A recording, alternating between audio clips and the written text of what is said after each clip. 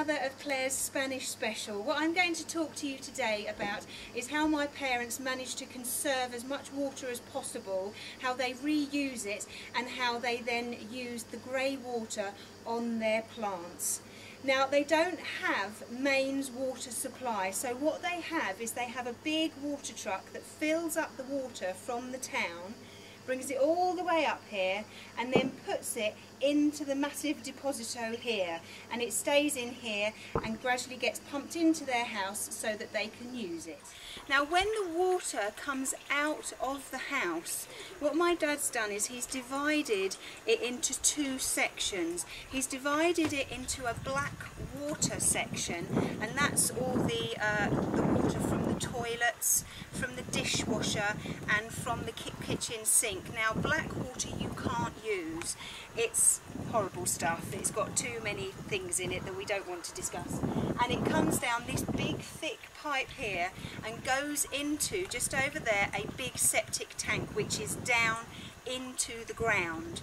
I'll explain a little bit more about that in a bit. Now, the grey water, in the grey water you can use that in your plants. You've got all the water from the hand basins, the bath, the shower, the sink in the utility room, and the washing machine. Now, grey water you can use on your plants.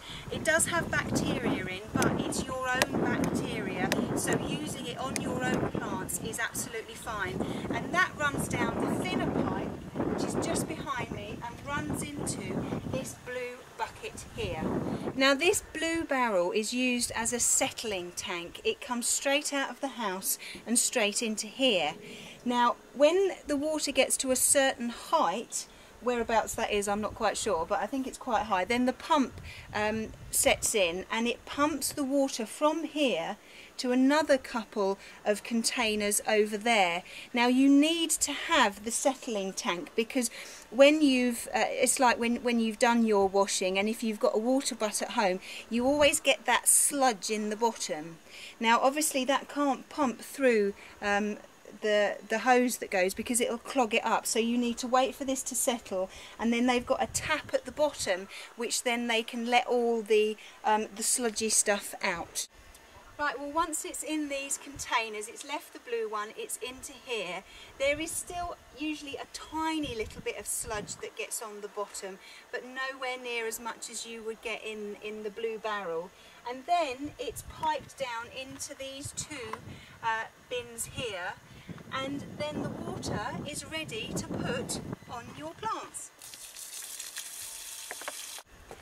Right, let's talk briefly about the black water. The black water, I said, you can't use because it's come from the toilets, the dishwasher, and the sink in the kitchen.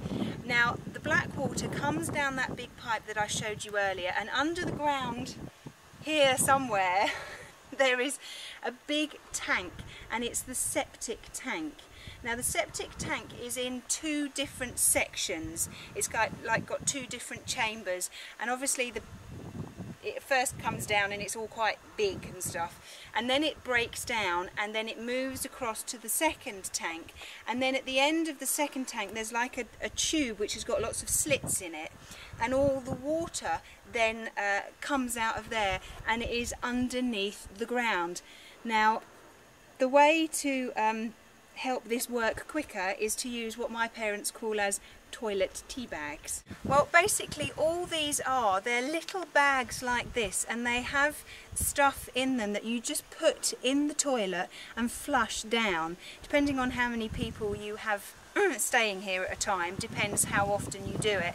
But basically the plastic will biodegrade within about 5 minutes, and it will come down the pipe into the first chamber of the septic tank, and the stuff that's in here helps break down all those solidy stuff bits much quicker, and then the process of it breaking down and all the liquid coming out of the end pipe is much faster.